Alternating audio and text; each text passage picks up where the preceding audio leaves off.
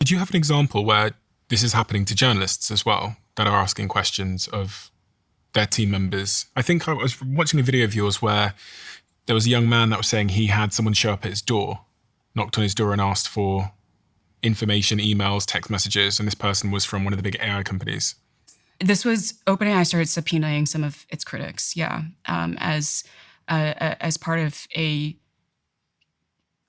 what appears to be a campaign of intimidation, but also what appeared to be a campaign of fishing for more information to map out the network of critics further.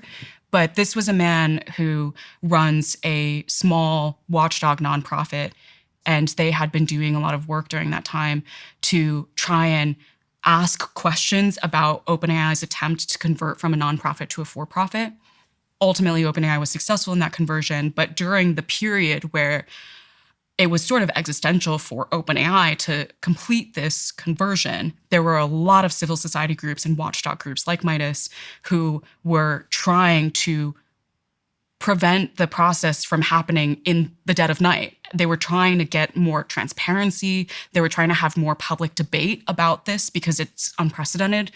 And it was then that there was a knock on his door and he was served papers. What did the papers say?